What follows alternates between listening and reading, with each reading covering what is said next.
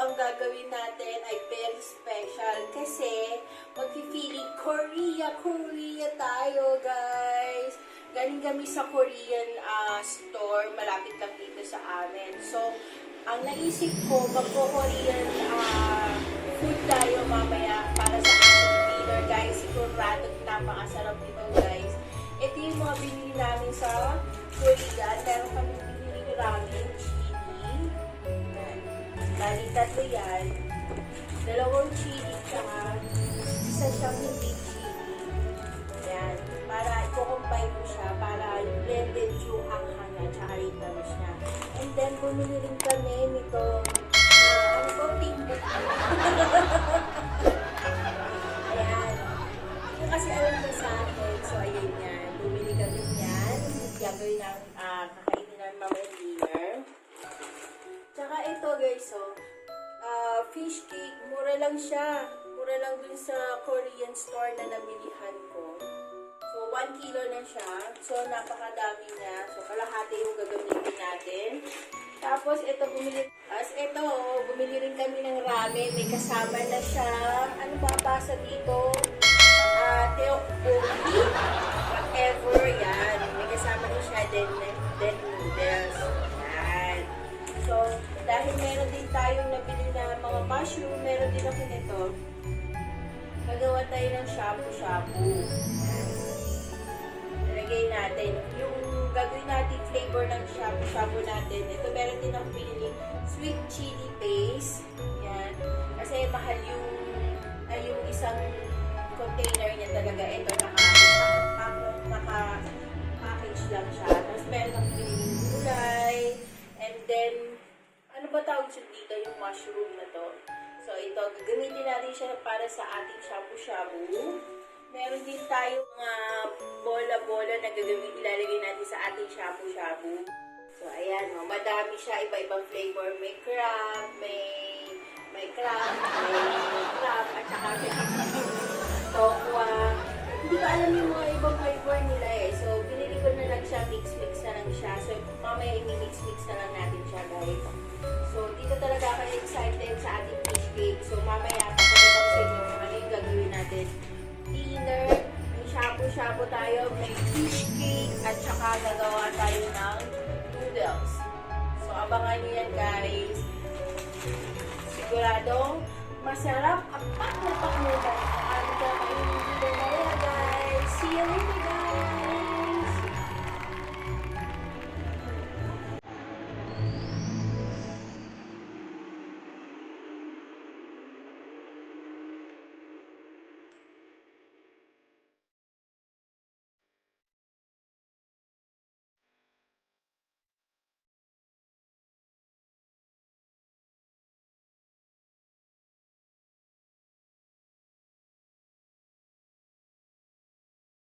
Yung laman nito, yan. Ito yung laman niya sa loob. Ito yung ramen. Yung noodles niya siguro to. Ayan o nga. Ramen. Ito yung mga spices na ilalagay sa kanya. So, manila pa nga dyan mga yan. Yung mga pangalan. Yung mga pangalan. Siguro ito yung mga vegetables niya. Kasi yung nakakapakapal siya, may mga matigas-tigas kaya narinig niya. Yan. At ito yung kanyang, kung ano to yung sauce niya. Kasi ayan o, maano siya, malambot. Yan, dalawa yung sauce niya. At ito yung, ano tawag dito, Thai book.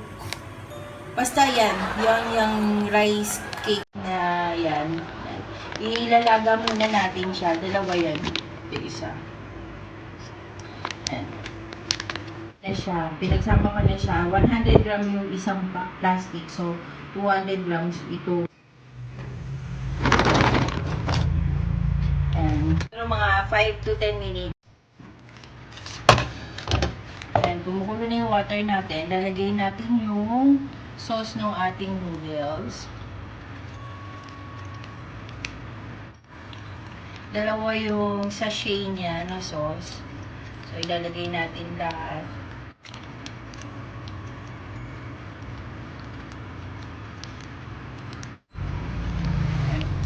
matamis siya na medyo maanghang. Natin. Lagyan ko siya ng fish cake. Then, lagyan na natin yung ating mga noodles.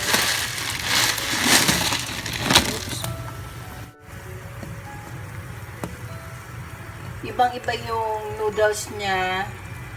Yung lasa ng noodles dito sa atin sa Pilipinas. Kasi yung sa Pilipinas maalat ang mga noodles. Sa kanila matabang. Ayan. So, papakuluan natin siya. And ito yung isang laman niya. Chips pala siya, hindi siya mga chips. Oo, chips ba yan? Hindi ko alam eh. Ayan. Siguro bacon to na strip. Iinit naman tayo para sa ating shabu-shabu. Ayan. Ito na yung ating mga pang-sahog. Ayan. Ito na yung ilalagay natin pag kumukulo na siya. Isang sachet muna kasi 2 glass of water lang naman. Then, nalagay na natin yung satay soup base.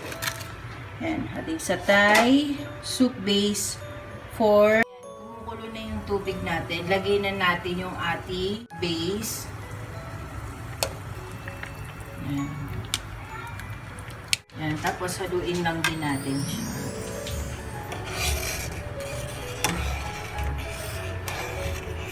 So, yan.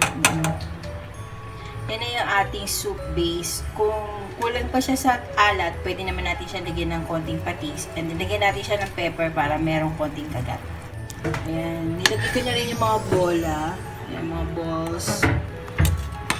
Mga nilagyan ko siya ng fish cake. Yan, kasi marami tayong fish cake. Yan. Lagay na rin natin ang ating mga gulay. Hindi ko naman ang pangalan ng gulay na ito. Yan. Picture ng gulay. Oh. Para siyang pechay, pero hindi ko alam kung anong klaseng o anong pangalan ng gulay na yan. Pag nagsashabu-shabu ako, yan ang nilalagay ko. Kasi masarap siya. Kesa ilalagay mo yung pechay. Papakuluan natin, then aahon na natin siya. Nilagyan ko lang siya ng konting patis kasi ito na yung ating shabu-shabu. Ayan. So then, nilagyan ko siya ng mushroom. Yan. Hindi ko alam kung anong pangalan ng mushroom na yan. Pero mushroom yan. Yan ang ating shabu-shabu. And then, takpan natin para ma-maintain yung kanyang heat. Tapos, ito. Yan. Yan yung noodles kanina. Nilagyan ko rin siya ng fish cake kasi marami tayong fish cake. Nasa ibabaw niya is bacon bits. Nilagay ko sa ibabaw. Tapos, ito na yung ating rice cake. Ano yung tambok ko? Tech booking. Yan. Pangalan. Tech book. O, yan. Hindi ko alam pangalan yan eh. Yan. Hindi ko alam pangalan niya. So, bahala na kayo. Tegbu, Tambukto. Bahala kayo dyan. Ha? Yan, takpan natin para mainit siya. And then, gumawa din ako ng aking ube halaya. O, diba? Meron kaming dessert. Ube halaya.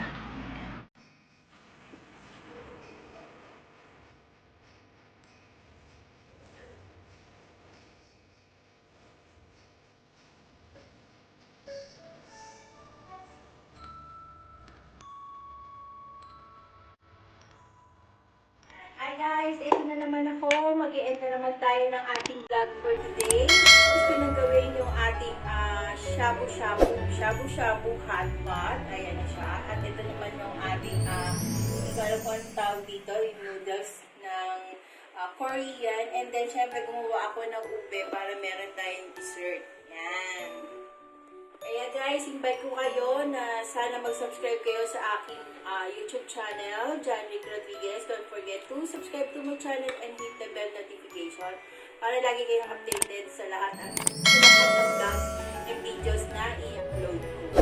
Yun. Dinner natin ay Korean style na food. So, enjoy natin yung ating Korean food.